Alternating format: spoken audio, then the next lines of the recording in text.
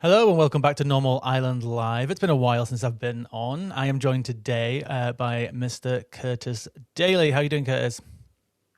Hello, how you doing? Oh, really close. I was really close to this. Really, really close. I thought I was really close. I'm really, really good. I am in Bristol actually, What are so you doing this is down what there? Betrayer of the what I'm North. doing down there. Well, to be fair, this is my hometown technically, although I feel more comfortable in Leeds because I've lived there for the last 4 years. But I'm in Bristol for the weekend. It is my nephew's first birthday on Sunday. Got a party to go to. Ooh. So that is why I'm seemingly in an attic. You don't have any nieces or nephews old enough to like be doing GCSEs or anything? Because I was at a I school do. yesterday with my niece picking up her GCSE results. Ah. I do. One of my nephews got their results, Ooh. and I could not understand it Oh because they're yeah, all the ones and the twos and the threes and the fours. it's got more than that. I saw a 56 somewhere. I'm like, what the hell does that mean? So his dad had to do a little translation. Back in my day, Lewis, it was Back in simple. my A, day. B, C, D, and that was it. Well, she did very well, so I'm very happy with her.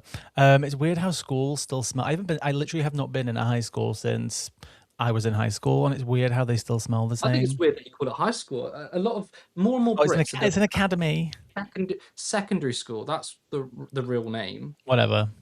By the way, do you have an echo? Do I need to put my headphones on, or am I I okay? think it's sounding all right. We had a few little tech issues just a few minutes ago. We thought everything was fine, and then suddenly when we Okay. pressed live, we had a Well, few little I've sound got my issues. But as long as everyone else is in the comments is reporting that it sounds fine to me. I think if we're it good starts to to kick go. off, I've got my headphones, but hopefully it's all right. Because, Well, but yeah, nobody no, said happy to anything be with yet. I'm you. just like looking over at the comments. What was that?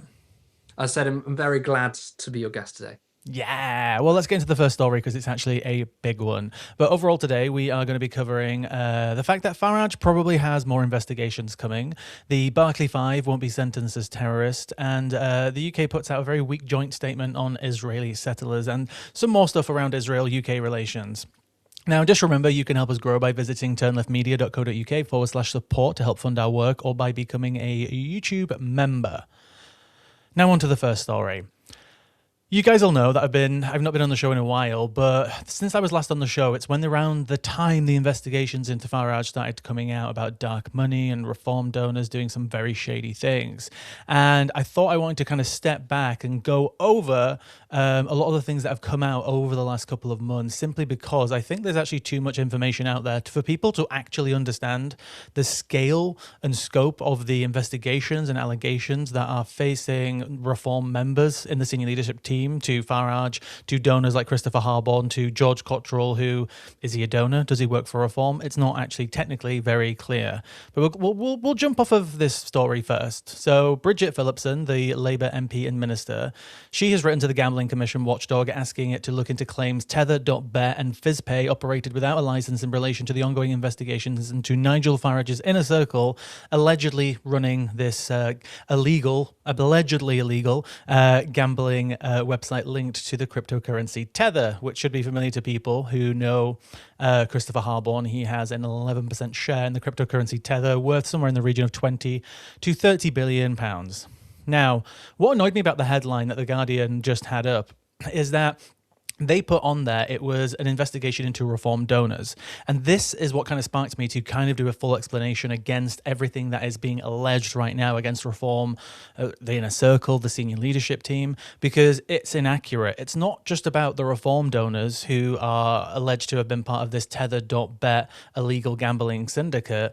It's senior leadership of the reform team who have been implicated in these investigations. And I don't think people truly understand the scope and the scale. So I just kind of want to start a little bit from the beginning to bring it up to where we're at now to kind of actually go over exactly what George Cottrell, associates, reform donors, Nigel Farage is kind of team. You can't actually say Nigel Farage is necessarily implicated because there isn't actually any strong evidence against him other than the fact that there will be a few tidbits coming into the story itself, but we will see. Hopefully more investigations will be coming out in the future.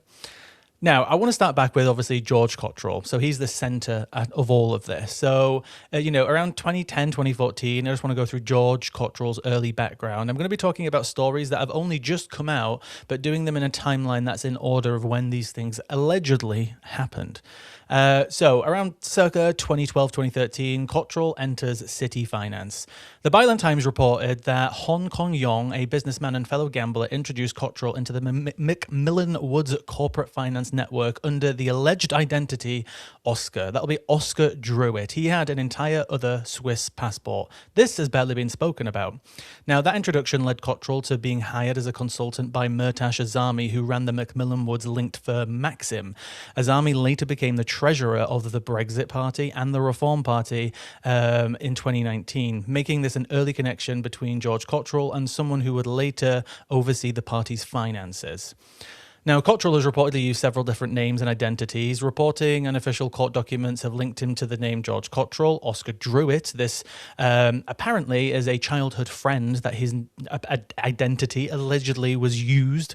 I can't use the word stolen because that could get me sued, but, you know, hey-ho. He denies using the name Bill, even though Bill has been caught up in some different records across companies, across different countries. He's officially and legally used the name George Coe and also George Cottrell, but spelt with one T instead of two and one L instead of two L's. He's also been widely obviously nicknamed Posh George. And he also calls Nigel Farage Daddy, which I think is the strangest part of all the reporting.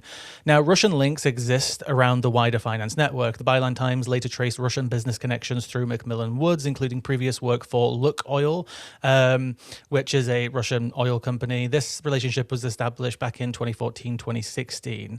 Now, Cottrell joined around this period in 2014, 2016. We don't have the exact timeline. He joined Farage's UKIP circle. Cottrell allegedly joined as a fundraiser, and it was later reported he began working inside the party's fundraising operation. Around 2015, Cottrell rises inside of UKIP. Byline reported that he became the head of fundraising and deputy treasurer around this time. Around 2016, Cottrell becomes part of Nigel Farage's inner circle. He worked closely around Farage, travelled with him during the referendum campaign, and became a senior aide and fundraiser. Now, on the 23rd of June 2016, Cottrell is with Farage on the referendum night. By this stage, the pair were reported to have become personally close and quite, what's the word I'm looking for? Inseparable. What's the word I'm looking for, guys? I can't get the word out. As many people do know, around George Cottrell, he has lots of questions around his arrest that also happened. We have connections to Russia that we're going to dive into because there's still facts about this case that even during the current investigations, some of these facts still haven't been brought back up, but I think they're important to highlight. So 22nd of July 2016, Cottrell is arrested in Chicago. He was with Nigel Farage. U.S. agents arrested him at O'Hare Airport in Chicago while he was traveling with Nigel Farage, Andy Wigmore, and Isabel Oakeshott. He initially faced 21 charges. The 19th of August 2016, Aaron Banks and Andy Wigmore meet the Russian ambassador. The Observer later reported that Leave.eu figures had lunch at the Russian ambassador's residence, Alexander Yukevenko. I'm really bad at pronouncing Russian names. I do apologize, guys. Wigmore actually sent Cottrell's indictment that they had. So when he was arrested, the indictment was handed to Andy Wigmore when they were all in Chicago together. Wigmore, for some reason, as we found out during the investigation into Russian interference during the Brexit period with Aaron Banks, Andy Wigmore, and other people, that Andy Wigmore sent George Cottrell's indictment to the Russian embassy. The Observer later revealed that Wigmore sent Cottrell's indictment and other US case documents to Russian diplomat Sergei Fedichkin. Now, the reason Wigmore sent Cottrell's criminal case documents to a Russian embassy official has never, ever been publicly explained. December 2016, George Cottrell pleads guilty. He admitted one count of wire fraud. The remaining charges were dismissed under his plea agreement. Just to pause there for a second, because I didn't include this in the timeline. There is a working theory that part of the reason why George Cottrell later becomes connected to Montenegro is the fact that he did admit that he did meet Balkan mafia leaders, essentially, while he was in jail in Arizona. But that is still yet to be established, how he gained these future links to Montenegro, which would lead to these now ongoing investigations into Tether.bet and other dark money circles. Now, around 2017, in March, Cottrell returns to Britain. Later, court reporting showed that he had provided information to US federal investigators after his arrest. This is how he got his plea deal. June 2018, Wigmore is questioned by MPs. He told Parliament that Cottrell's arrest has not come up with any Russian officials. Days later, the Observers published the evidence showing that he had sent Cottrell's documents to Russian embassy officials. So around 2019, 2020, Cottrell returns to Farage's orbit and moves to Montenegro. Now, Cottrell returns to Farage's political circle around this time. Byline later reported that he was again involved around Nigel Farage's Brexit Party fundraising operation. So he, let this convicted money launderer, convicted of wire fraud, back into his circle. No red flags there at all. Now, Murtash Azami becomes the company secretary. Murtash Azami was the guy that he earlier made the connections with when he was working for that firm under the name Oscar Druitt. So they go back quite a while. Now, Azami, who had known Cottrell from his earlier city career, also, got severely involved in the Brexit Party. If you look through Companies House filings, Murtash Azami's name is all over Companies House. He's deeply involved with the party. Now, Cottrell moves to Tivat, Montenegro, again around 2019. A number of people later connected to the Reform Party would also establish businesses there. We will come to that shortly. Now, Cottrell sets up private family office. This is his Montenegro company. He used a local corporate services firm called Arteman. Now, in 2020 onwards, a wider Montenegro network develops. Byline later reported links between Arteman and another firm, Vega Plus, who has wider networks, including Russian-linked businesses and individuals. Now, I don't have the time in this specific video to go through all of these links, and more will be published in the future, I know, from further journalists who are looking into this, but there are a wild and crazy amount of stories linked to this firm that George Cottrell was using in relation to mass scams, money laundering, one of the biggest crypto scams that's ever existed in the world, involving a Chinese person who was arrested for a £2 billion pound crypto scam, all registered at these addresses shared with George Cottrell in Montenegro and his lawyers and financiers. But again, I can't say he's connected to any of them, but it just builds a bigger picture of the circles that he's in. Now, we're coming on to Tether.bet. This is 2020, 2022. Farage, Cottrell, and Christopher Harborne meet for a lovely lunch in Mayfair. Harborne would later become one of Reform's biggest donors. Days later, after this meeting that you're seeing here, the Tether.bet domain is registered. The Sunday Times later highlighted the timing. It does not prove Farage and Harborne helped set it up. It's just a lovely coincidence. November 2020, Tether.bet launches officially. The crypto gambling platform begins operating. The Sunday Times later reported that Cottrell was an important figure around Tether.bet. Cottrell says he was only a customer.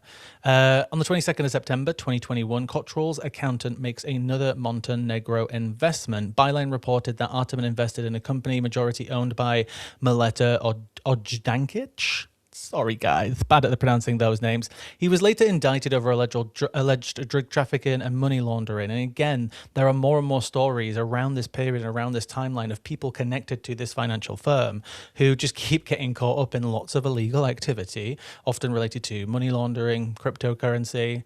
There is no evidence, again, that Cottrell was involved in any of these specific offences, but it's just, again, continuing to build a bigger picture. Now we get on to around early 2022. Court papers make further Tether.bet allegations. The Sunday Times later reported that High Court pleadings allege that Cottrell had a financial interest in Tether.bet. He still to this day denies any interest in the company. 2022 onwards, UK payment companies enter the story. The Sunday Times alleged that some Tether.bet customers were directed through firms linked to David Robery and Mowbray Jackson. Now, this is really interesting, so I'm just going to pause this here a second. I chose this picture specifically. This is Aaron Banks and Andy Wigmore in Parliament getting questioned about Russian interference into the Brexit referendum. The guy to his left with his arms wide open, that's Mowbray Jackson, who is now deeply involved in these allegations. These links, these circles, they go way back. Mowbray Jackson later became Reform's data protection officer. Mowbray is sat behind Banks at the Russia investigation, and they have more ties than this simple photo. They go back quite a long time. Those involved dispute any wrongdoing. So the allegations at this point is that Tether.bet is essentially using people like David Robery, who is an old-time friend of George Cottrell who lived near his village. So it's just like some random guy that he's allegedly recruited, as it looks, and people like Mowbray Jackson, who are allegedly using their companies to move around this gambling money related to tether.bet without a gambling license. That's what later comes out. So again, these people connected to the Reform Party are allegedly, I have to keep saying that, moving around illegal funds related to tether.bet, Tether, the cryptocurrency linked to Christopher Harborne and his wealth. Now, 2022, 2023, reform-linked figures establish multiple businesses in Montenegro, where George Cottrell is currently a resident. Murtash Azami, Gawain Towler, Christopher Harborne, all of these people, including another guy called Sami Bati, set up companies in Tivat, which is where George Cottrell is located in Montenegro. Bati had worked as Brexit's reform digital strategist. So we've got the treasurer of reform, we have the digital officer of the reform, and we have a digital strategist. We have George Cottrell all setting up companies, and Christopher Harborne during this period, all at the same place, all in the same area as George Cottrell, linked to also a casino which he is alleged to also run and own in Montenegro, which we'll come to in a second.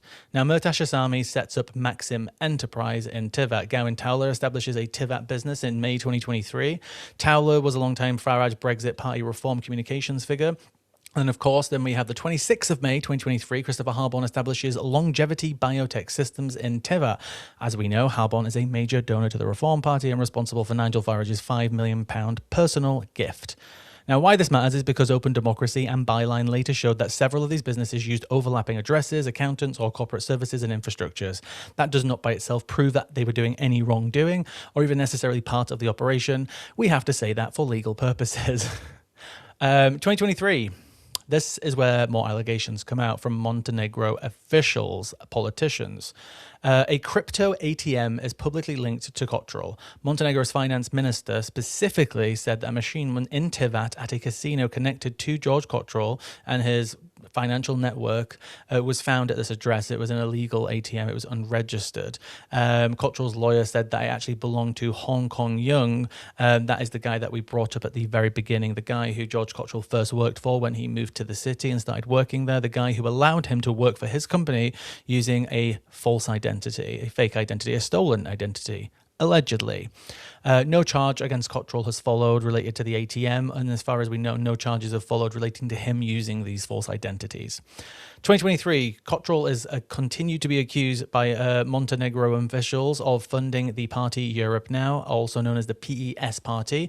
Funnily enough, about this party in Montenegro that he was essentially associated with is that this the president at the time of this party was massively pushing crypto in the country. Weirdly enough, they're pro-EU. They don't want to leave the they want to join the European Union. So why is it that we have all these reform people who have been associated, and we'll get to some more people in a moment, associated with this political party at the complete other side of Europe who are pro-EU? They are actively trying to join the European Union. It doesn't make ideological sense. But that's just a little caveat that I like to add in. Political opponents made the allegation, and Vigesti, which is a leading investigative website in Montenegro, reported it. And they've been reporting on this quite consistently for years. All the links to George Cottrell and these people linked to the Reform Party being associated with this political party in Montenegro. Cottrell denied funding the PES party, and so far no charges or anything have been brought against George Cottrell in relation to illegal funding of politicians in Montenegro or political parties. Then we get to the 2023 election in Montenegro. Gawain Towler, who is, again, working for the Reform Party, starts working with PES officially. Towler said that his team provided media services. Cottrell's lawyer said PES hired and paid the consultants directly. Now, in late 2023, 2024, Cottrell supports for Farage. This is the time when the Times have recently revealed when allegedly George Cottrell started to pay for things and these things were not declared. This is the key part of the investigations. Cottrell allegedly pays for support around Farage. The Sunday Times later reported that this included staff, security, transport. Farage and Reform say that this was personal support before Farage became a candidate. We've all heard this line, haven't we? He keeps repeating it over and over again. Maybe eventually people will actually believe it. Now, from July 2024, Cottrell allegedly provides Farage with London accommodation. The Sunday Times reported that Farage was able to use a Cottrell-rented property near Buckingham Palace. Farage disputes that this amounted to improperly undeclared political support. Then we get to April-June 2024, Harborne and Fiona Cottrell and Reform Money. This is the newer allegations that have come out that are a bit more, I think, complicated. And this is the bit where people have got a bit lost. So I'll hopefully explain it very well. So, around the beginning of April is when Christopher Harborne allegedly gives, we know that, not allegedly, we know that he gave Nigel Farage £5 million, but this is the alleged time frame. Harborne, obviously, as we know, is Reform's biggest donor. He gave the money personally to Farage. Harborne and Farage say it was an unconditional personal gift.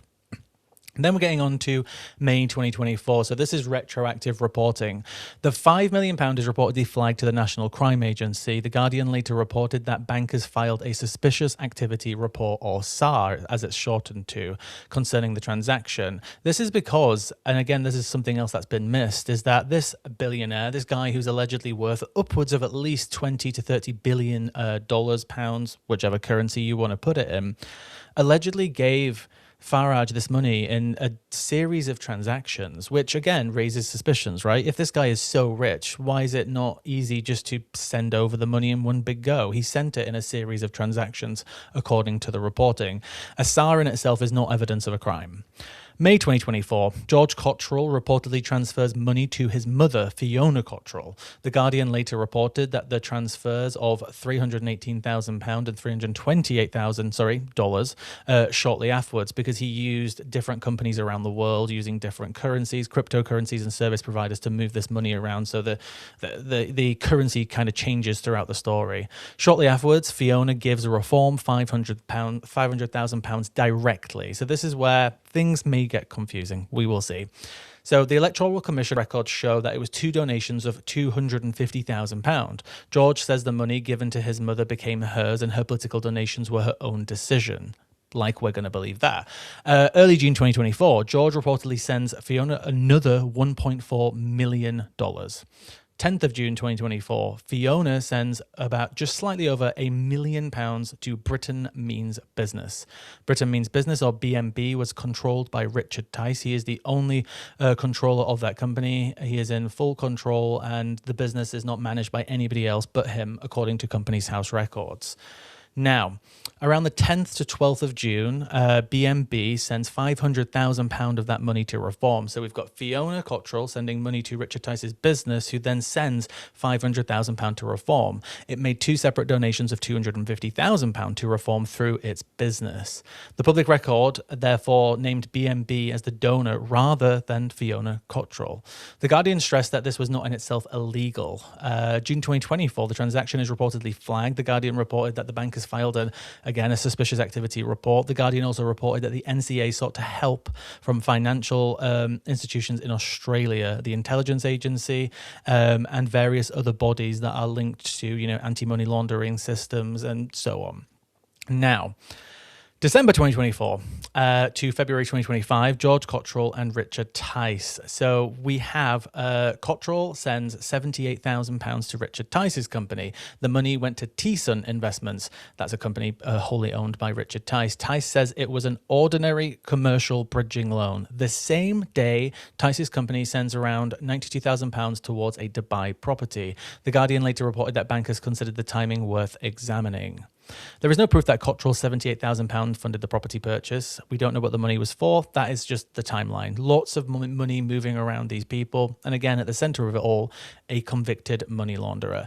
I'm going to pause for just 1 second, because one thing I didn't add into this timeline is that when George Cottrell was arrested by the FBI, it was a sting operation done by the FBI. They specifically wrote in the court documents when they were prosecuting him that they were so genuinely blown back and impressed about how good he was at money laundering. And fun fact, when he didn't realize it was a sting operation, he actually tried to blackmail the people that he offered his services to by blackmailing them, I think, for around $50,000 worth of Bitcoin. And then he found out that they were later FBI agents. So again, this is a guy who even the FBI said they were genuinely impressed by. Now, December 2024, more money goes towards the Dubai purchase. The Guardian reported that the total sent reached roughly £650,000. December 2024, Cottrell pays around £15,000 towards Farage's Florida trip. The benefit was later publicly declared. This is one of the only publicly declared things that he ever said that George Cottrell paid for. Now, January 2025, T-Sun gives Reform another £613,000. This happens over several weeks after George Cottrell's loan. There is no evidence proving that Cottrell's £78,000 funded Reform's donation. Now we're getting on to February 2025. Fiona Cottrell gives Reform another £250,000. The donation appears in Electoral Commission records. At this point, before another donor came along, I can't remember which name. George Cottrell's mother, Fiona, was the second biggest donor to the Reform Party at this point. The numbers have changed and shifted a little bit now, but this amount of money she doesn't have, according to the Times. They did an entire analysis of what they believe Fiona Cottrell's estate is essentially worth. Everything from calculating the money that she was left by her now dead husband to the businesses and the properties that she owns. And they don't believe it's even possible anywhere near that she could have, this amount of cash. We calculated that before essentially the more allegations came out. There's no way that this money is in any way legally hers, according to investigators at least anyway. Azami, in February 2025, Murtash Azami resigns as company secretary. There is no evidence his resignation was connected to the investigation beginning around this period, because we later found out that some of these transactions, some of this money has been getting investigated since February 2025. We only knew about that as of around 6 to 8 weeks ago. So these people have been campaigning. These people have been going about their lives while secretly for the last year, almost a year and a half, they've actually been getting investigated by the police. Now, who is actually getting investigated? We don't necessarily know. We know that Richard Tice's business is officially under investigation. Whether that officially puts him under investigation, we don't legally know. And we know that obviously George Cottrell and Fiona Cottrell have been under investigation and been questioned by the police, but we'll come to that in a second as well. Now, around February 2025, about £655,000 enters T-Sun, Richard Tice's business. Tice said that the money related to the financing of his Dubai property, but shortly afterwards, about £80,000 goes back to Cottrell. So there's money just moving back and forth around all these people. The Guardian reported that this appeared to repay the December loan. Then we have some banking scrutiny. The Guardian later reported that the two SARs concerned to Cottrell and Tice the Cottrell, so many words, guys, so many words. I'm stumbling over myself.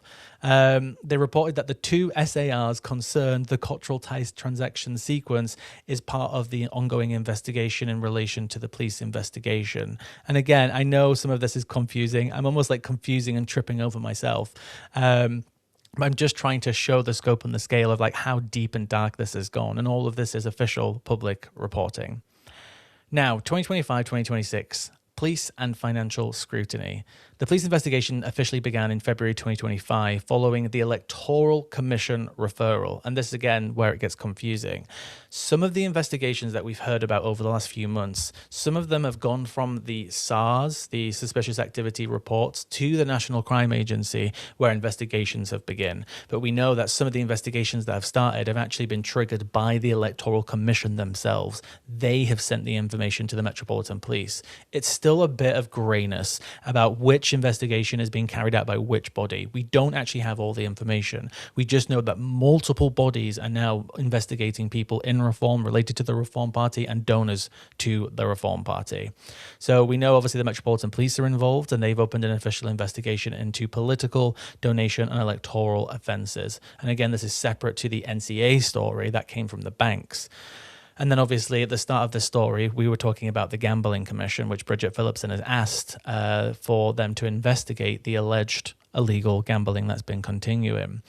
July 2026, at least 4 reform-linked financial strands had reportedly generated SARS. The Guardian identified that Harborne's £5 million gift to Farage. We have Fiona's Britain means business transaction to Richard Tice's business. And we have two other suspicious activity reports that have been looked at relating to George Cottrell and Richard Tice, the deputy leader of the Reform Party. Now, in around July 2026, so we're getting up to the present time, George and Fiona are reportedly interviewed under caution. The Guardian reported that both of them spoke to the Metropolitan Police and neither was reported as arrested or charged. This was a voluntary interview, as far as we know. That's what the reporting said anyway. And then we found out just weeks after that actually Britain Means Business under Richard Tice is also part of the police activity and police investigations relating to the £250,000 payments and other payments related to George Cottrell, Fiona Cottrell, that have made their way to the Reform Party.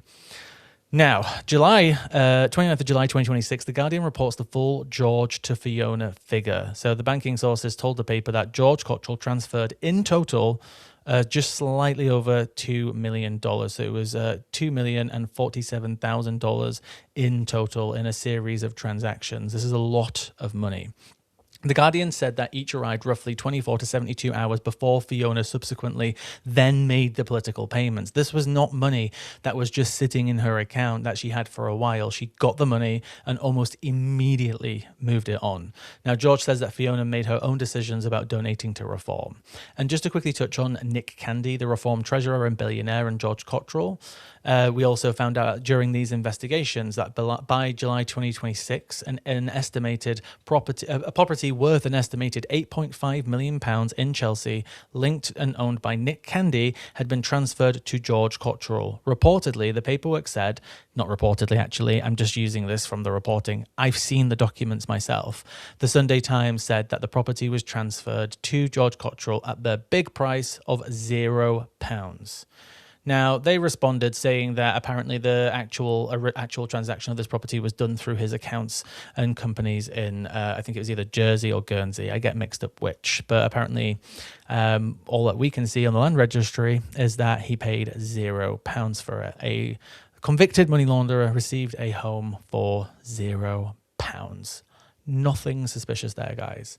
Nothing suspicious there. We're almost done. I promise. Now, Nick Candy, who is technically Reform's honorary treasurer, says it was not a gift. Candy says that Cottrell paid through a separate arrangement involving shares in the property's parent company, and this is located technically offshore. So the key point is that the property record showed a zero value transfer. That's just their story. But who actually knows what the actual truth is? And again, we come back to Russia because the wider Russia Link network, Byline later traced to Russian connections. There's multiple around Cottrell. If we go back to the city financing days to Murtash Azami and Hong Kong Young, who are all now connected to Montenegro, we have multiple people just through the finance company that they're registered with and the legal team that they're registered with in Montenegro, all connected to Russian oligarchs, sons of Russian oligarchs. We have sanctioned companies who are connected to the same financial network in Montenegro. Now, there's no proof that any of these companies are moving money between any of these individuals or companies. They just all exist within the same network at the same addresses, is all that we can legally say. Now, the Montenegro corporate services network used by the company has been under massive scrutiny. Obviously, when Christopher Harborn was asked about, why did you register a company at the same address as George Cottrell's companies in Montenegro? And they just responded saying that, his lawyers and essentially they have a lot of clients, guys. It's just a coincidence, Now, there is everything from Serbian arms dealers to sanctioned Russian airlines to everything. It just goes on and on. I mentioned earlier that one of the biggest Bitcoin scandals in history related to $2 billion of Bitcoin was also connected to this address in Montenegro. And the list essentially just goes on and on. Now, as we found out literally 2 weeks ago, Tether.bet magically closes. It closed down, and this is where we get to the very interesting final part of the story. Now, the Sunday Times, after the closure of Tetherbet was announced, they put on their website that we are manually relieving our customers of their money. You can contact us and we will get you the money that you're owed from our company. Now, they used a company called FizzPay, but to extract the money and give it to their customers, they also used a company called IFX. IFX, a payments company owned by the one and only, the Reform donor, Christopher Harborn. And this was to give customers their money back that they were owed from Tether.bet. But guys, It's just a coincidence. All of this is just a coincidence because Christopher Harborn said that he had no operational role at IFX, and there is no suggestion that he even knew about this alleged arrangement. That his company was just coincidentally arranging payments linked to George Cottrell, his alleged gambling company, which has been accused of illegally gambling, which is named after the cryptocurrency which he owns an 11% share of. Just a coincidence. And here we are, the 18th of August. The Labour Party have asked the Gambling Commission to investigate this alleged legal gambling, all linked to Christopher Harborn, his cryptocurrency, all linked to the Montenegro network, all centered around a convicted money launderer who has been moving money around to people like his mother, and that money has immediately, once ended up with his mother, got straight to the Reform Party, either directly through Richard Tice and potentially through others that we might not know yet. Obviously, none of this is proof of any wrongdoing, and everybody involved denies ever doing anything wrong, and I have to say that legally. Curtis, let's bring you in. I know that was long and messed up on a few bits where I was just stumbling over my words because it's such a lot of information. I've been following essentially this story for a year. I knew a lot of this before it was officially released. I was privy to a lot of information. The Times did a fantastic job finding out things that we couldn't even dream of to some people who were essentially looking into this as a hobby. Me and some of the people just literally digging into this ourselves. Did you understand the scope and the scale of the story until I fully kind of laid it out for you right now? First of all, do you want a break? Do you want to take some time off?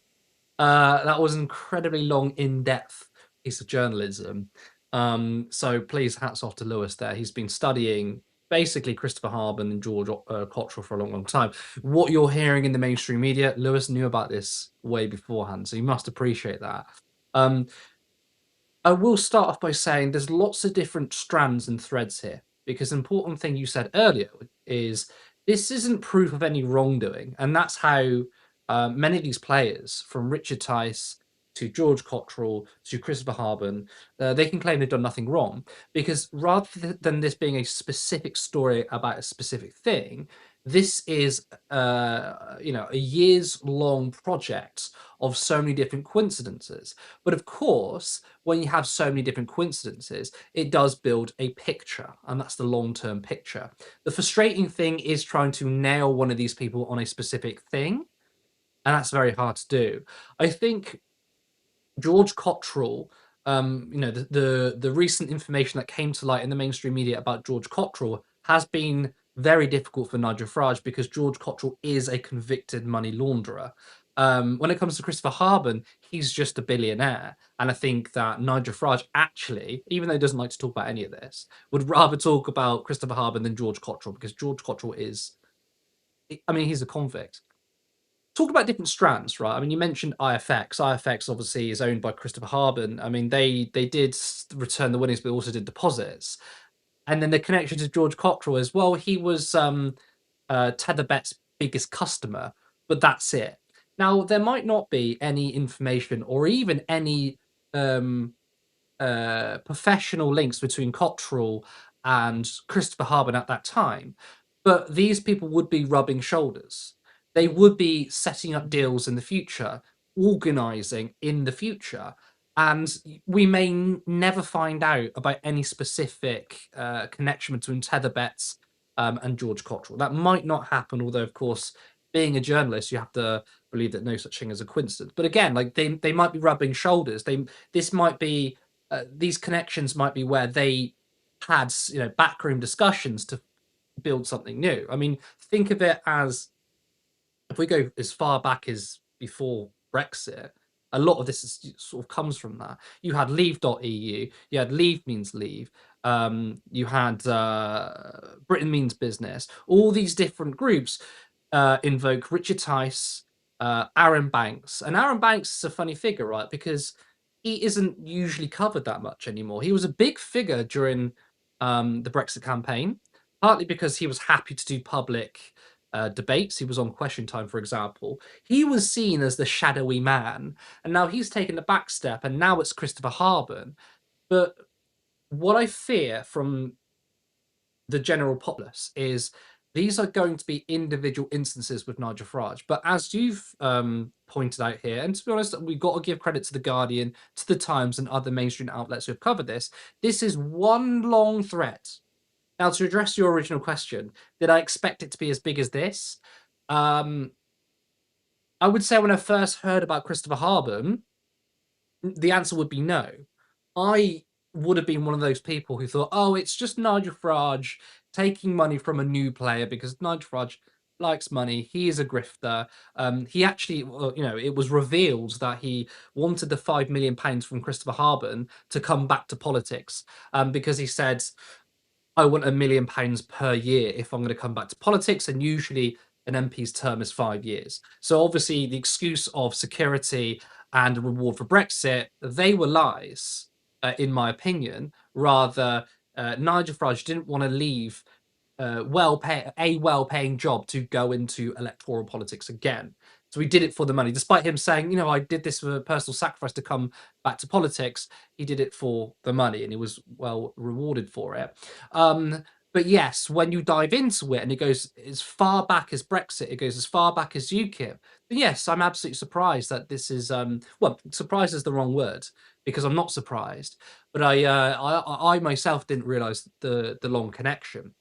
And what this tells us is there has been there's been a political coup, a project of a political coup happening behind the scenes for a long, long time. Crypto is part of that. I'm going to get onto crypto in a second. But there has been a coup which has been fronted by Nigel Farage, which invokes people like Christopher Harbin. It certainly invokes people like Richard Tice.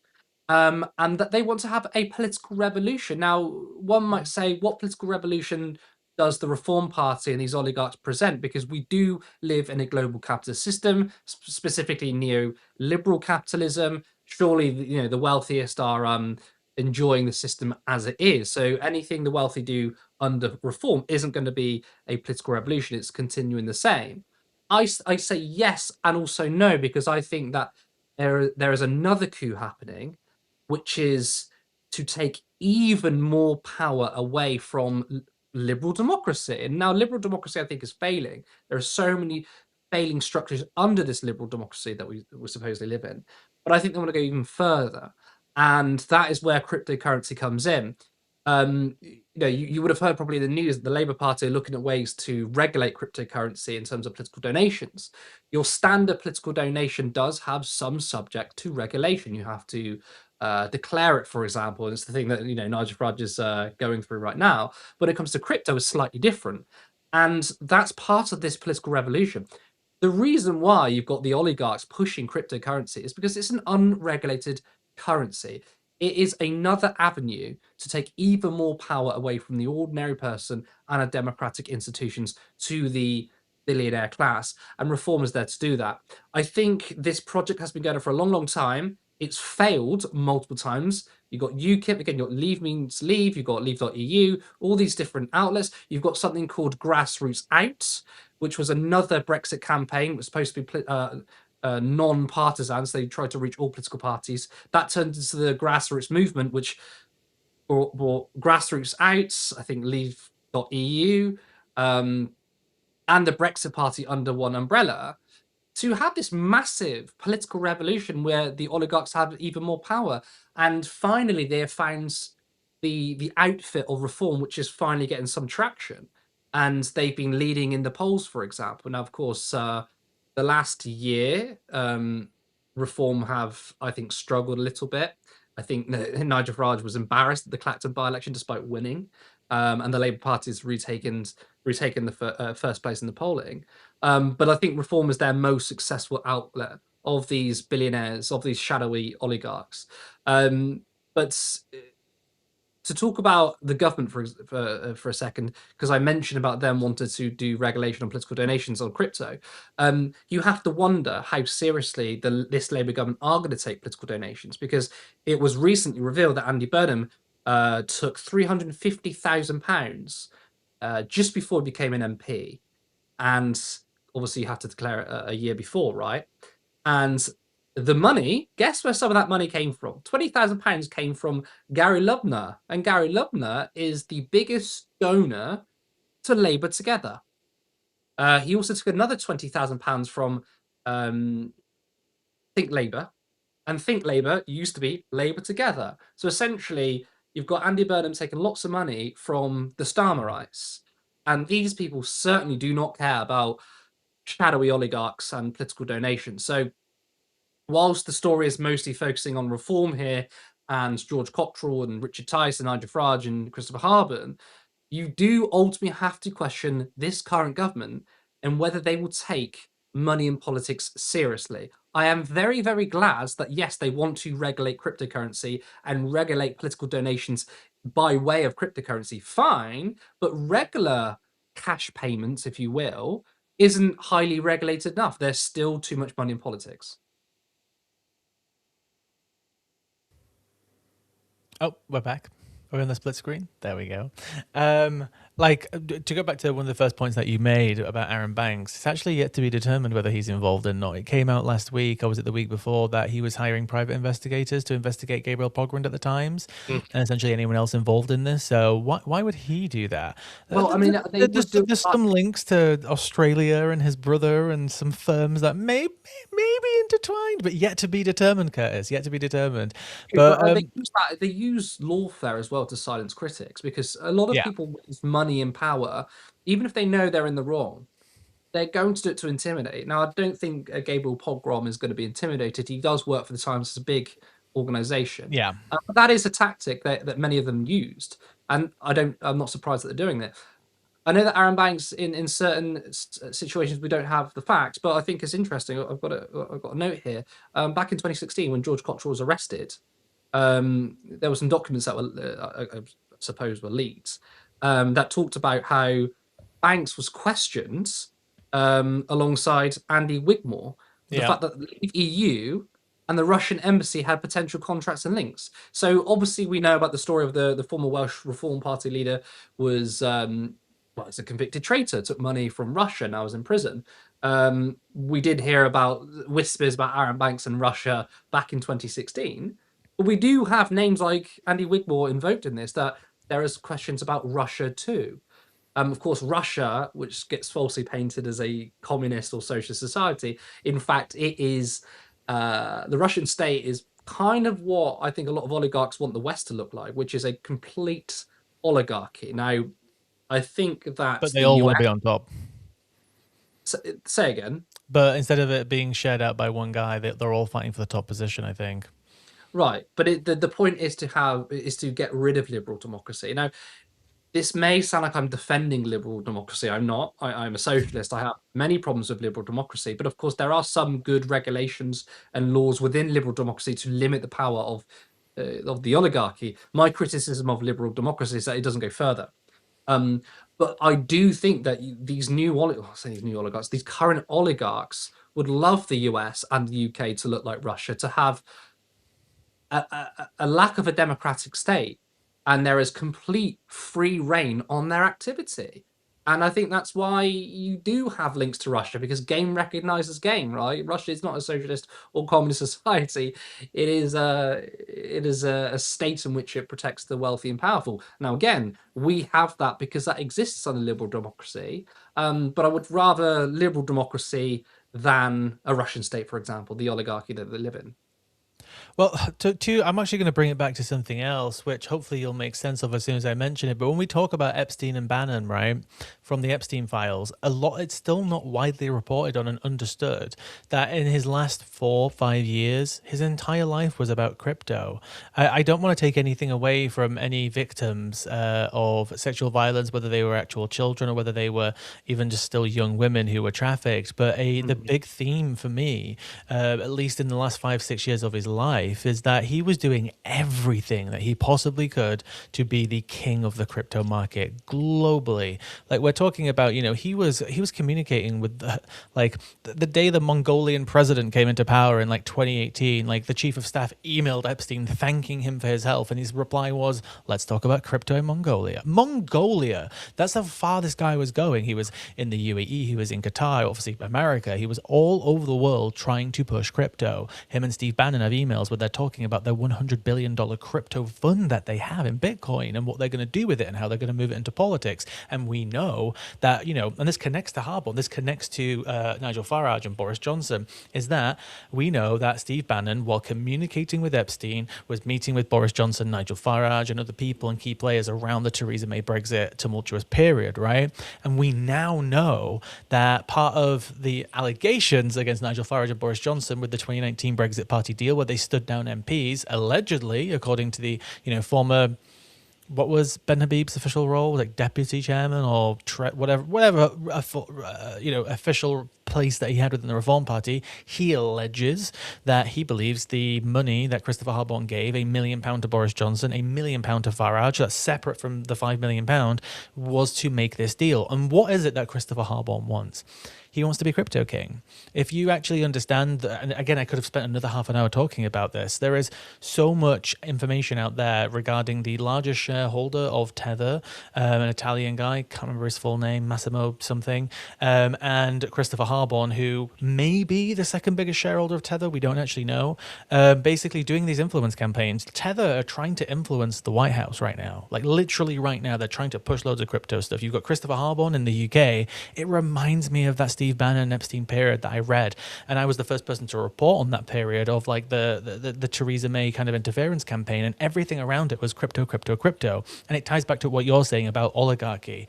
What other way can you rule the world if you control the future, as they see it, financial system? Because they want to replace it, right? They don't only want the government to be in charge of it. And then we have, the story of Nigel Farage literally lobbying the Bank of England to stop bringing in some sort of state-controlled, state-backed stablecoin cryptocurrency through the Bank of England. Why doesn't Farage want that? Because Christopher Harbaugh does not want state-backed crypto. They want private crypto. They want every aspect of the financial system privatized through their companies. They want to control that. And what better way to essentially have an oligarchy than literally ruling the financial systems and taking one of the last vestiges of control that governments have around the world away from them, which is central banking. That's my whole theory, and I think it actually makes the most sense. And a lot of people have talked about this too, but that seems to what is happening in so much political interference, from Harbaugh to Bannon to Epstein to all of these people,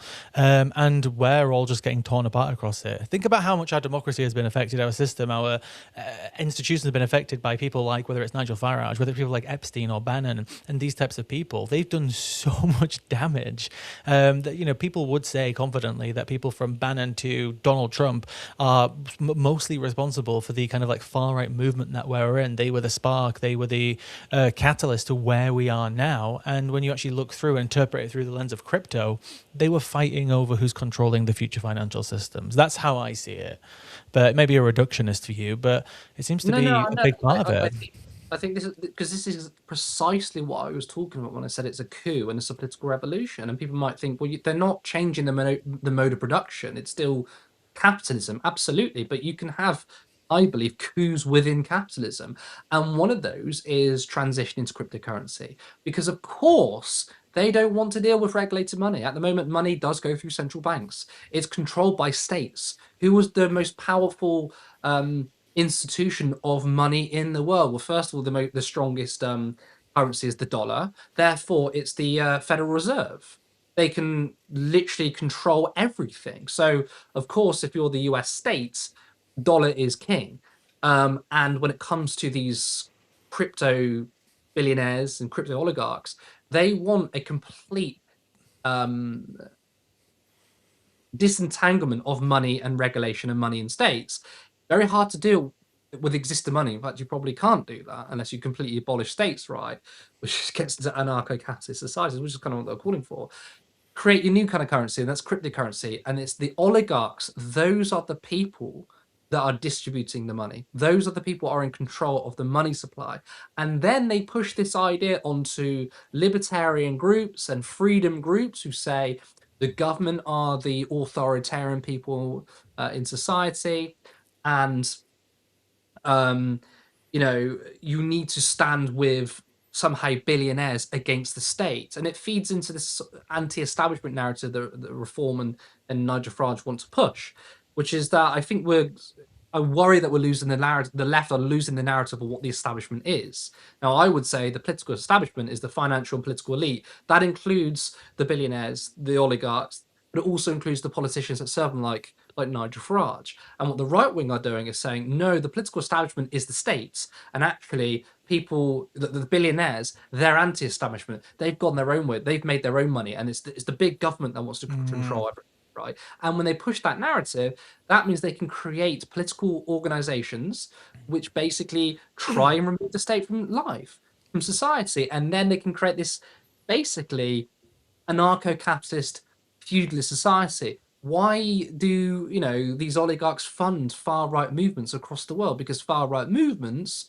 one, keep you distracted when it comes to culture and race, but two, you won't have these people have a good relationship with the state. The far right, in a way, love and hate the state. I mean, they hate the state when the state can do good things for people. They typically like the state when they're authoritarian and locking up people, which is why global oligarchs, they don't want to abolish the state. They love the state. Neoliberalism loves the state, but they want to lock up people who are a threat to power and wealth. Kind of traditionally how the police work, right? The police ultimately are there to protect power and wealth, so they want that. And my worry is that we may lose the narrative on this. We need to keep the narrative strong. That yes, the state can be a feature of authoritarianism, but we need the state to take power away from the oligarchs.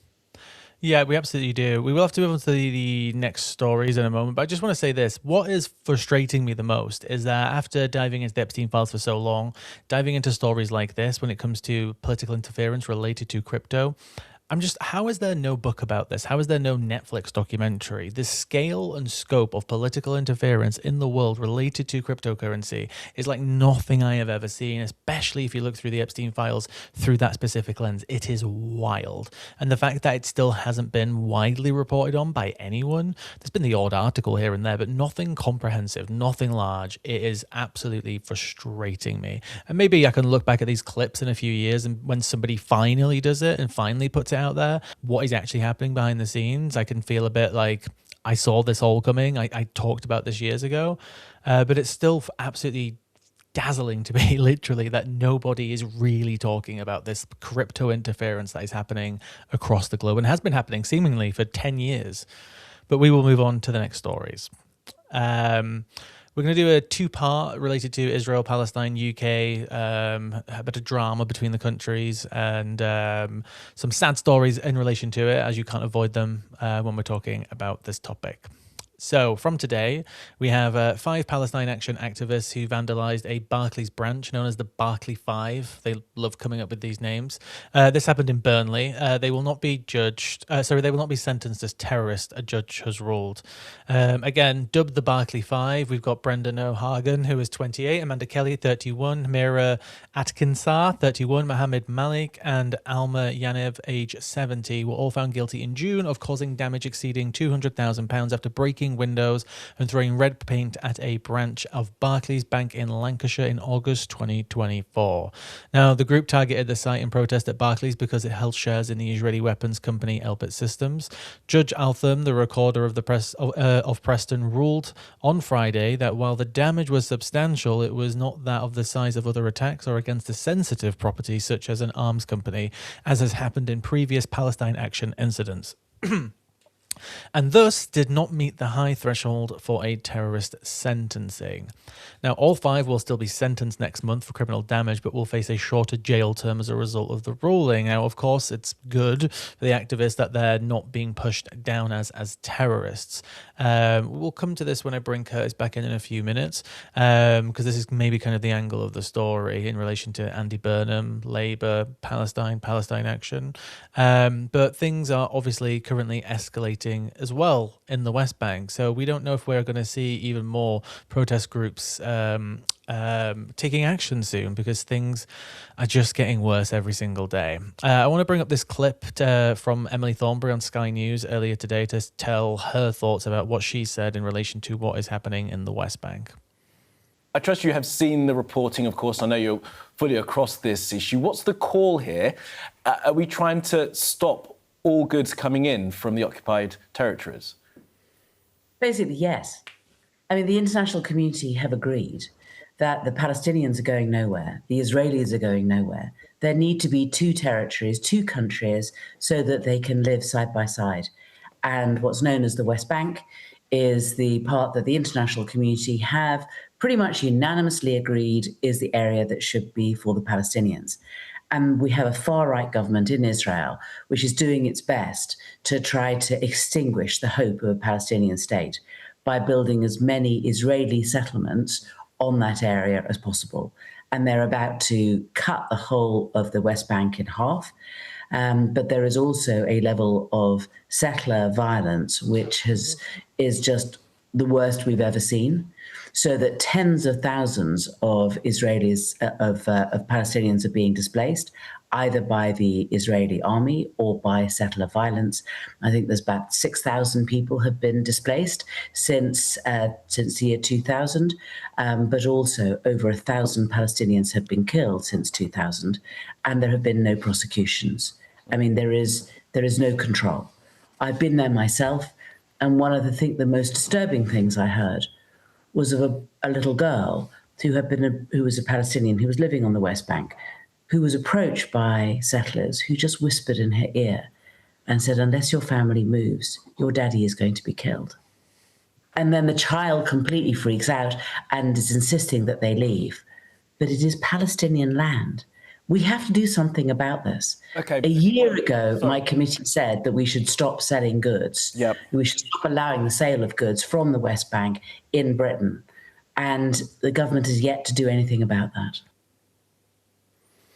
Right. Now, the reason I'm bringing this up is because I'm not like hailing, Emily Thornberry as like some massive, amazing Palestinian advocate. I'm bringing it up for multiple reasons, which we will bring in Curtis for right now. Curtis, the reason I chose that clip is because, we've also got beef with Emily from her statements in the past on this specific topic. No point rehashing them. We know what the beef is.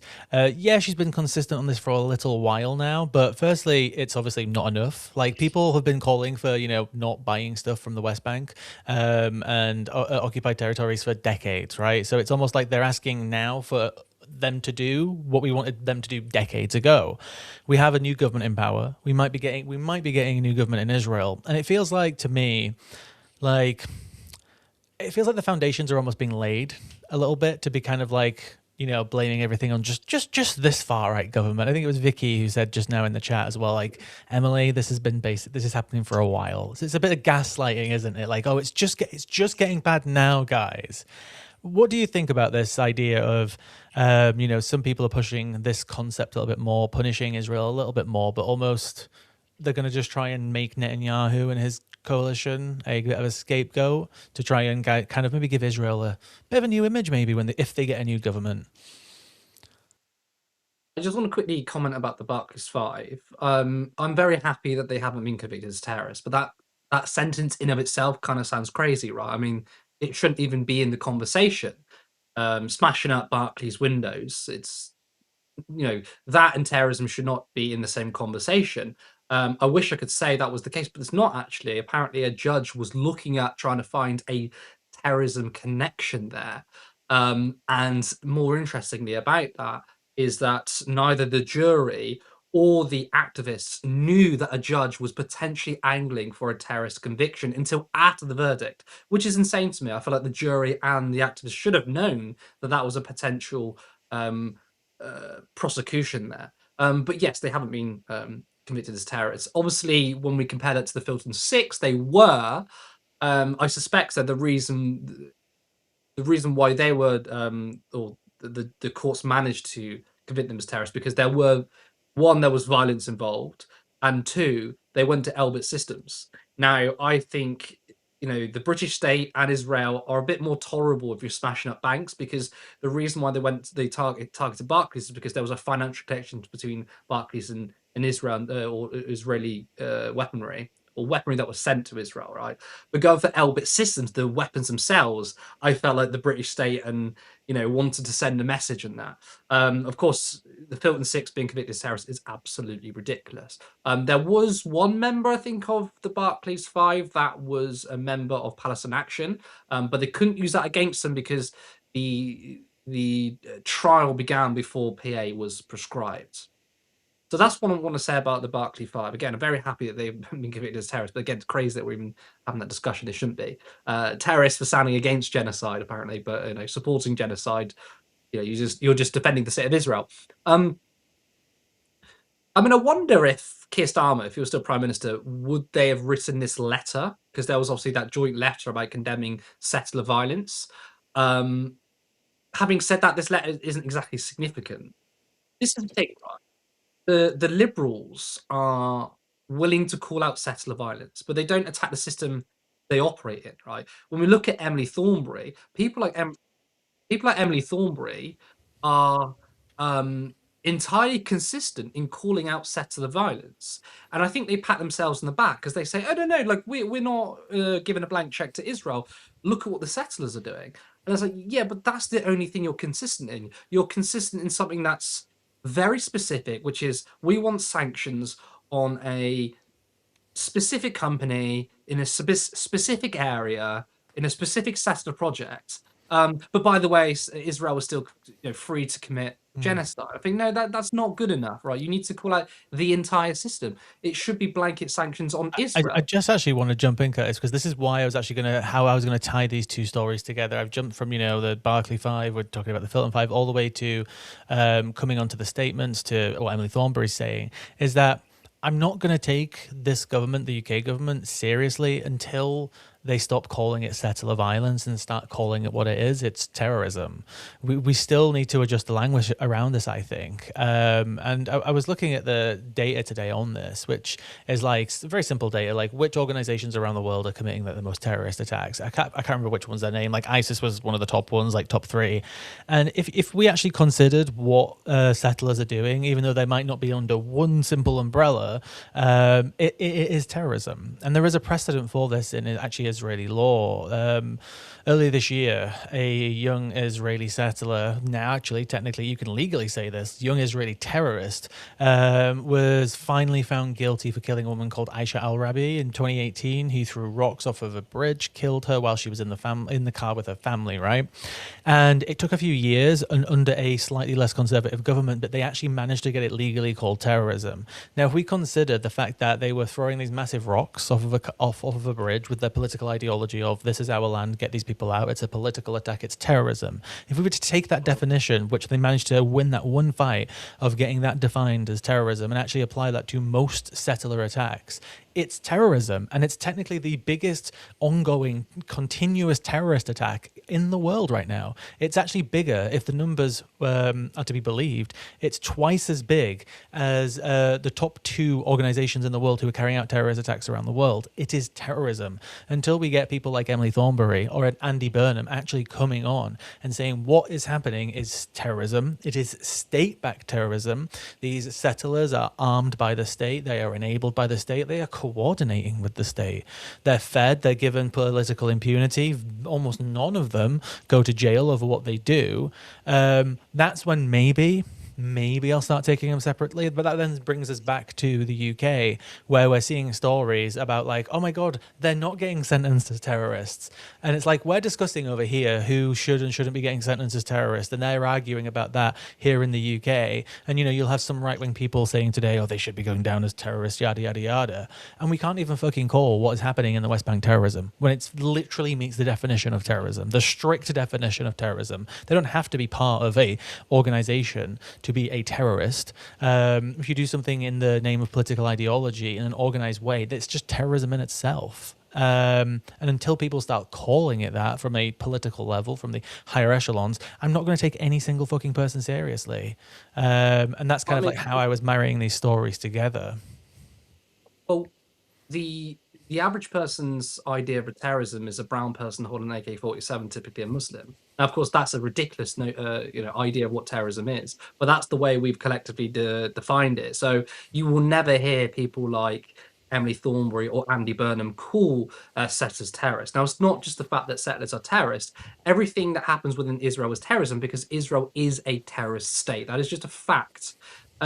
To go back to the original point I was making, though, because I think it's really important to point this out, which is that, again, liberal politicians like Emily Thornberry will be very strong on, again, settler violence, but that's such an aspect of a larger problem here, which is, again, the state apparatus of Israel, the apartheid state and the genocide, and they won't call it out. They act like as if settler violence acts in a vacuum.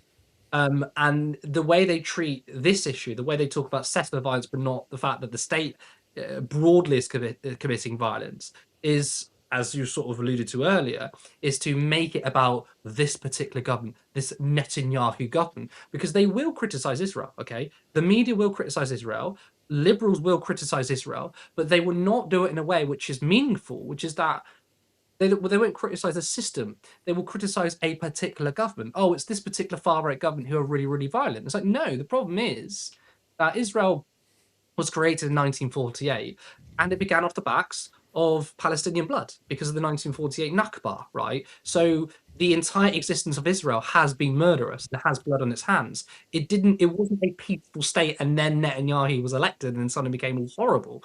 It's the same sort of narrative in which we try and begin this entire conflict in October 7th, 2023. It all began before that, but it began much years before that, right?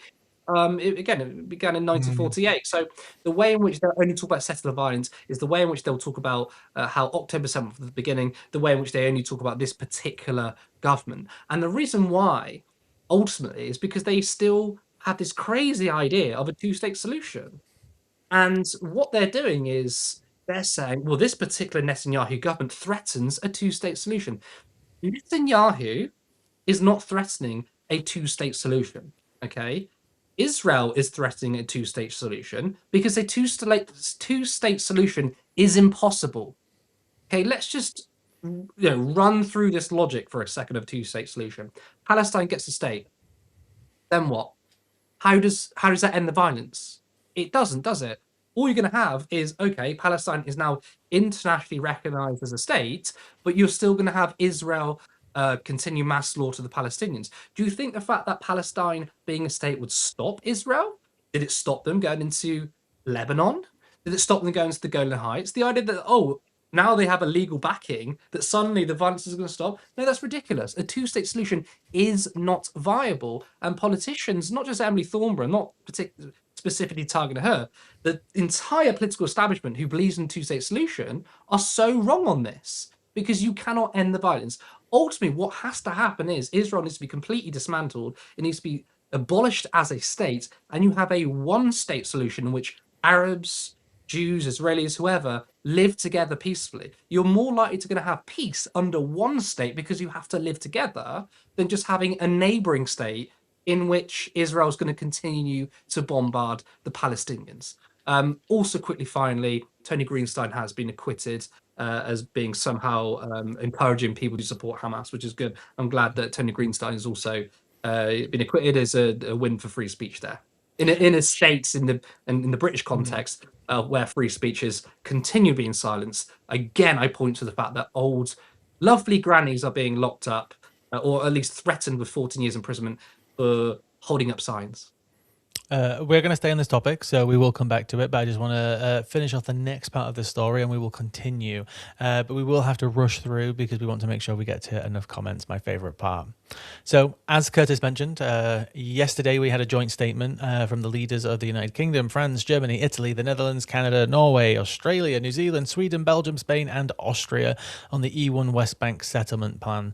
Now, calling this a slap on the wrist would even be an extreme form of hyperbole because this is like the 10th joint statement that I've seen in the last few years of basically being like, oh, Israel, very, very naughty boy. And again, they don't do anything. It just continues like this over and over again. They don't actually take action. Obviously, some action has been taken in the past. We have to say that, but it's always been, too late. I think somebody already said in the chat, like any idea, any concept of a two-state solution is completely and utterly impossible because of the conditions that we've allowed it to get to now. It was potentially possible in the past if you wanted a two-state solution. That was possible at one point, but the idea of that has long gone, and that's not just because of the state of Israel itself. It's because how we've allowed to get it to this point, how politicians like Emily Thornberry herself has been a part of allowing it to get to this point where the idea of a two-state solution would even be possible in any way.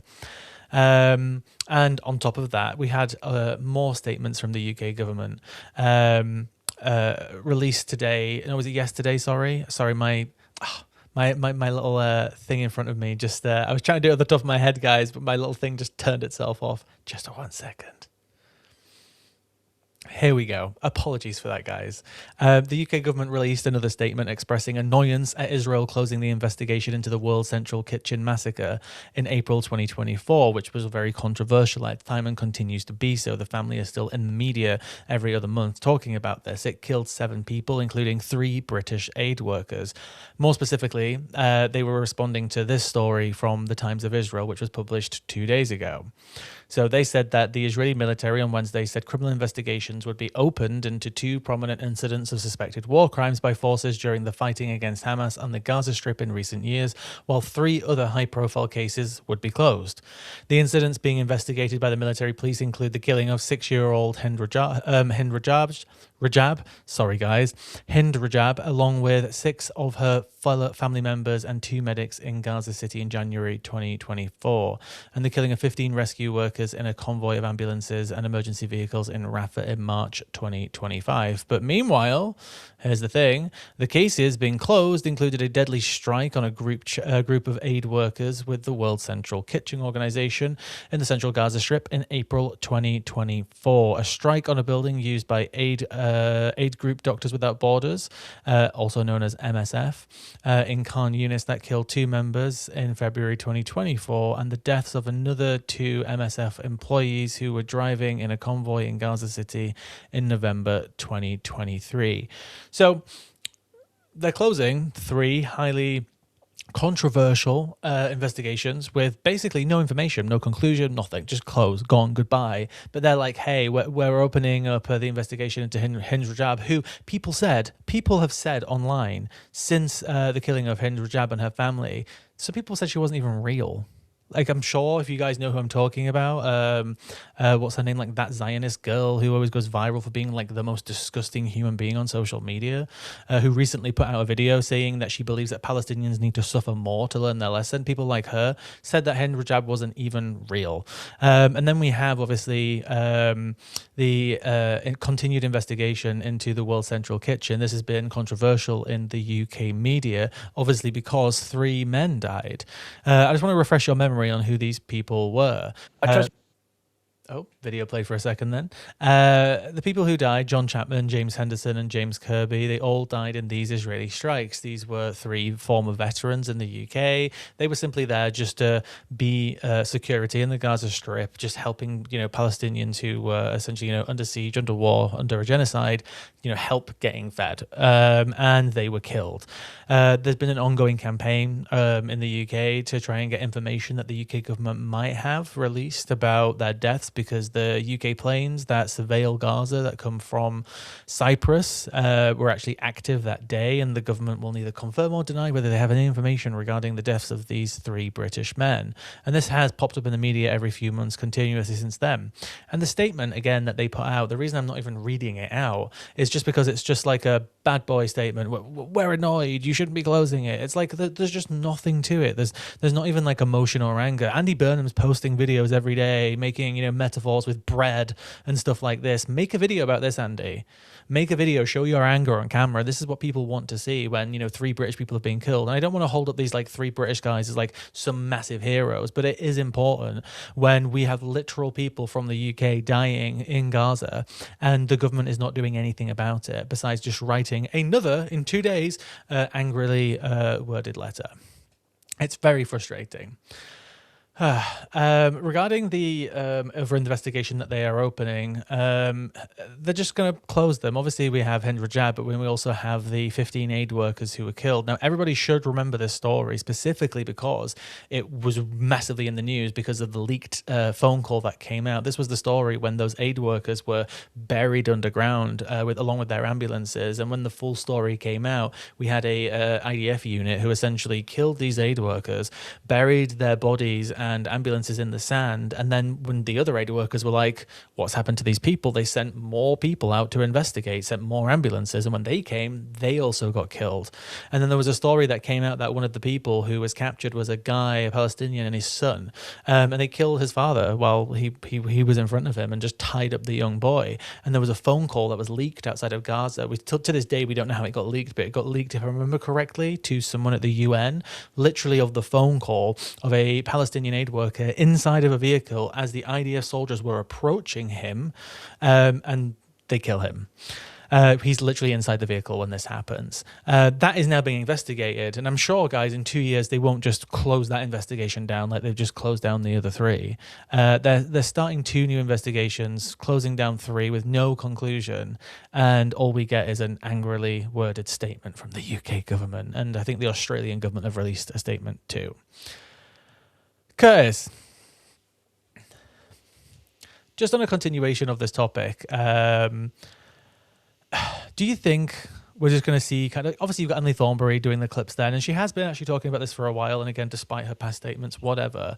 Do you think we're going to see anyone else within the new Andy Burnham government just actually talking about this in any way? Or do you think he's just going to try and avoid it as long as possible? I'm going to be very brief because it's already 9:10. I think he's going to largely ignore this. I think a lot of us predicted before Andy Burnham became Prime Minister, when he stood in Makerfield, we knew he was going to win. Well, he was likely to win. We knew he was going to become Prime Minister, is that he will certainly budge on economic issues. And he has, right? Not that much, but he's doing things which Keir Starmer refused to do. And is, much better communicating, right? But when it comes to foreign policy, you will not see a real change with Andy Burnham because Burnham's the kind of guy that I don't think stands up to power. I don't think he has much of a backbone. And his apology for their previous policy. I mean, again, that wasn't a change in policy. That was just a video saying sorry because he knew that Labour were hemorrhaging votes to the Greens.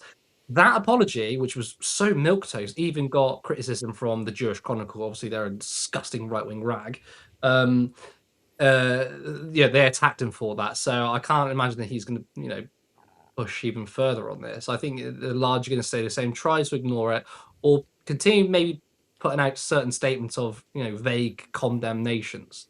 In terms of the World Central Kitchen, I think it was in Deir al-Balah. The WCK cars had their logos visible. Okay, it was easy to see. You had spy planes above. You knew it was the World Central Kitchen, and they had the logo on top of the car. So they're clearly marked. And there's like that kind of famous image of one of the vehicles where the logo should be. There is a hole in which it was struck, and of course they were killed.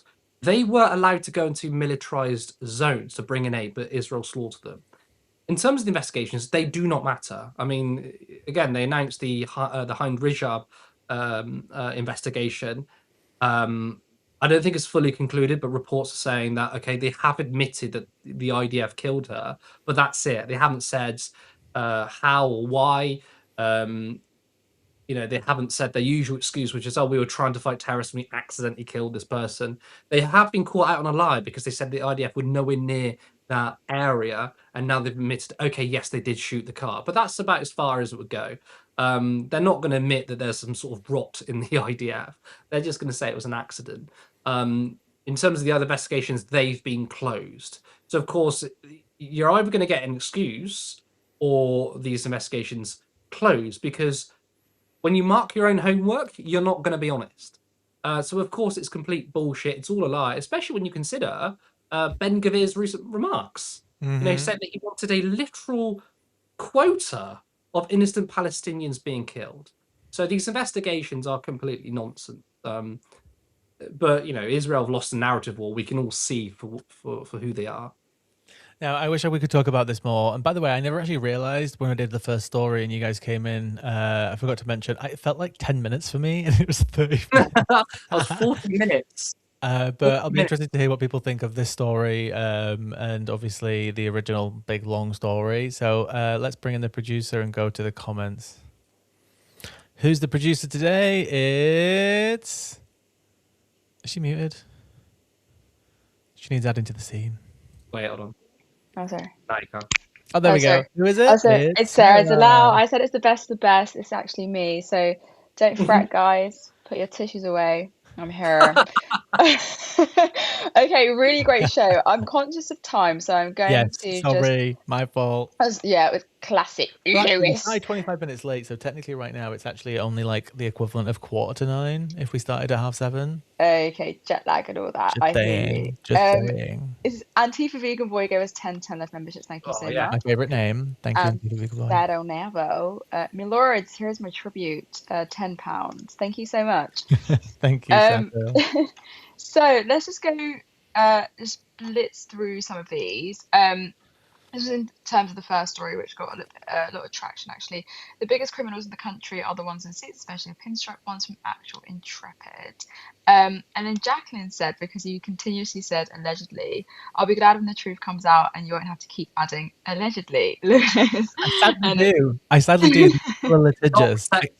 Yeah. I can disclose that the investigation into George Cottrell was supposed to be published at least 5 months before because of lawyers. Lawyers stopped it coming out. So I don't have enough money to we don't have enough money. We froze the fucking walls, mate. You got to take the time.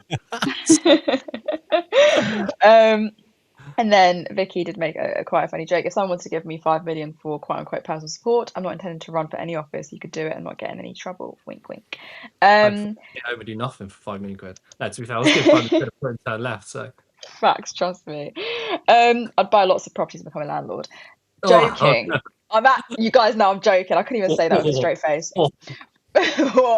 Flow Snake said Lewis defo got the stamina for this type of journalism, absolute asset to the channel. And it's true, like honestly, the level of depth that you went into, Lewis, is not something that we overlook. I think Lewis's journalistic I don't know, initiative, ability, fucking amazing. Like honestly, I need to get something out of all the time that I spent on it. I need to like make sure the actual frigging stories out there. And again, I don't want to claim like loads of credit for these stories. Like I've helped tiny little bits here and there. The credit goes to more people in many ways. Wally's comments like you gave a ton of members that you got enough money now for legal fees. And then just a quick one on Thornbury playing a panto at actually finding her soul. She has actually been talking like the reason why she was on Sky News is because it's the year since she first called for this, and I'm not trying to say she's redeemed herself, but like she made her original comment a few years ago. She has been talking like this, but as I said, she's talking like somebody talking about Palestine 10 or 15 years ago. Do you know what I mean? Like it's not like what she's doing. She probably thinks that she's doing the right thing when in actual fact, she's doing what people were saying 15 years ago should have been done. That's what establishment politicians do. They come to the right conclusion decades later, don't they? And it's us who put our heads above the parapet. We're the crazies for speaking the truth when it matters. Just like that famous line, they'll all say they were against this genocide. When they look back, it's no point being fucking Captain Hindsight. Facts. Yeah. Facts. Too I can late. imagine Emily like 5 years time saying, "I was always behind the Palestinians."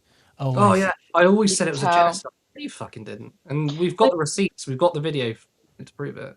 Exactly. And like there's never been a centrist position on what's happening with Israel and Palestine. Like there is only one side to be on, and I say that plainly. When it comes I to was just going to genocide, say I can't remember his name, but there's that Israeli genocide scholar, or he's like a Holocaust scholar. I can't remember his full name, but he literally went on record towards the beginning after October 7th and said, I believe there might be war crimes. I don't believe it's genocide. And then literally went out of his way to go on record around a year later saying, I have now been back to Israel and I now believe, in my professional opinion, as a expert on this historical thing, I now believe it's a genocide. that is the type of thing that I would like to see from somebody, a person who is utterly and truly remorseful on their previous position and then going out of their way to make that into a headline. That is something that I would like to see more of out of some of these people who previously said it wasn't a genocide. And that's the level that we want to see from these people, not repeating boycott slogans from, 2002. Exactly. Just the last Oh, my comment. Bartol, thank you very much, Stanley. Flow Snake said exactly those. It's so disingenuous when people condemn settler occupier terrorism, but not the Israeli state. Do they really believe that the state couldn't prevent the terrorism if it wanted to? Oh, they the second Palestinians throwing a rock, they get fucking bazookaed in the head, and then we can't stop a few Israeli settlers from raiding a fucking village. It is bullshit. It is literal bullshit. They allow this to happen. There's multiple stories of like Israelis accidentally driving down the wrong road and ending up in a Palestinian village, and nothing happens to them. And then within 10 minutes, you've got an extraction military team, coming in with helicopters to extract the Israeli who's accidentally driven into this dangerous Palestinian village where nothing happens. But a few settlers turn up to steal a sheep and, potentially maybe shoot somebody. Oh God, guys, sorry, we can't get there for 5 hours. And when we do, we'll probably help the settler and shoot a Palestinian while we're there. And I'm being crass like this on purpose because that is literally exactly what happens. And then they indoctrinate the settlers to basically say you can do whatever you want. Yeah. They can say, no, we didn't expect this to happen. We didn't want it to happen. No, I mean, they're arming them with guns, for God's sakes. They're pushing people out of Palestinians out their own homes. They're demolishing homes. They're literally knocking on the doors of Palestinians saying, get out, this is my home now. We've seen the footage of it. So Israelis have been indoctrinated from birth, of course, when it comes to Zionism. But specifically, they're basically telling settlers, do what the fuck you want. And guess what? You can get away with it because your state is backing you, but not just your state, the global community. When I say global community, I don't mean ordinary people, because ordinary people do not support this, but states will, because they're complicit in these crimes. Exactly. Thanks so much, guys. Honestly, that was brilliant. Sorry the comments were so short, but I'm just conscious of time. That was really, really excellent. I didn't realize it was half an hour. Shit. It was 2,000 words. I didn't realize it was half an hour. Probably need a bit of practice doing one for that long. I stumbled on myself a few times, but thank you for everyone's attention. Wait, who did that? Yeah, I think I just want to start. Was there another one? Was that another one? No. Did I just miss it? I might have missed it then. No, we did Sato, but thank you again, Sato. We'll say it again. Okay. So God, Curtis. Wakey, darling. For Right. £5 more, I'll take my top off. No, I'm joking. Right, okay. Thanks so much, guys. Thank you. Thank you very much, Sarah. Anyway, it's been nice to be back on the show. Probably a little bit rough just because I haven't been on in, I don't know, like 6 weeks or something, maybe. I'm not sure. But thank you for coming again today, Curtis. What are you doing this weekend? So I'm down in Bristol. It's on Sunday. It's my nephew's first birthday. So that's what you did say that at the beginning of the show. In an attic. But it's a privilege to be your guest tonight. Really interesting, in-depth conversation. Of course, I feel like we as a channel haven't spoken about Israel that much recently, partly because it's just so much information to consume, and it's almost like, how do you have an analysis? Because what they're doing is so disgusting. I mean, do we just say every single show, oh, this is really, really bad? But of course, you've done a lot of investigations here, and obviously in this particular story, we went through a lot of detail. That we could have spoken about this for greater length, but it's already happened. It's really hard to follow as well, like Israeli, like this is actually in much ways done through a UK lens, right? But it's really hard to follow Israeli politics on a domestic level because there are so many stories out there that could be, oh, thank you, friend. Oh, thank you. Not really Rachel Atwood again. Hello, Francesca Fiorentini featured you. Oh, is this the podcast thing? Yeah. Didn't really know about. The comments was like, "Hey, look, this is Lewis," and I want them to get you on, and you can expand on it. But that'd be good. If they want me on, I'll be on. No, I was just going to say, like, it's really hard to follow Israeli politics. The media get distracted by reporting on loads of other things. And if you were like, what's happening in Israel? If you were to jump over to the Times of Israel, to Haaretz, to any of these outlets, right, whatever it might be, to just dive in and understand it is really hard, which is why it's really hard to talk about Israel independently outside of mainstream reporting, occasionally doing a story about it. So it is something that's hard. But there is an election coming up. It should be in October. And we'll definitely be covering more stuff up until then. Yeah, and final word on Oh, what sorry, I said just there. left you hanging then, didn't I? I did, but I was going to quickly say, like, of all the discussions around Jason Arde and how outspoken the Free Speech Union has been, they've said, as far as I know, nothing about all the journalists being slaughtered in Gaza. No one's talking about that when it comes to the right wing, when they care about free speech. But journalists being I'd killed love in to see if the Gaza Free by Speech Israel. Union have talked about Lawyers for Israel, who are weaponizing the legal system to silence people as well. I'd They love have, to see if they've they talked. have spoken. They have Okay, spoken okay. yeah, no, I mean, like, they have spoken about certain specific judges who have been sort of unappointed from certain cases. Like, they have. It's not they haven't spoken about PA and Palestine. They have weak, but they have. But I think, like, and this is not just the Free Speech Union. Like, generally, no one is really commenting. The Free Speech Brigade is commenting the fact that so many journalists have been slaughtered in Gaza, and that we don't get to have the full picture. Like, we should know a lot more, but we are relying on like mainstream media. Like, when it comes to a lot of stories, usually there's other independent media having their own investigative journalism and breaking stories. When it comes to Israel, we do have to rely on the big mainstream organizations because they have the best connections, especially when you've got, again, all the journalists being slaughtered. I think I was the only person to do a deep dive into Reform Friends of Israel, for example, and my video got banned, and nobody else, ever reported on like these really fucked up connections. Reform are not, are anti-establishment. They literally have a new Reform Friends of Israel. Just Yep. fucking proves, isn't it? The Zionists are pro-billionaire, so the establishment. Started by a guy linked to one of the richest families in Israel, linked to an Israeli arms firm, and a guy who is friends with Benjamin Netanyahu and was implicated in his corruption trial. Just saying. But hey ho, can't say that on TikTok apparently.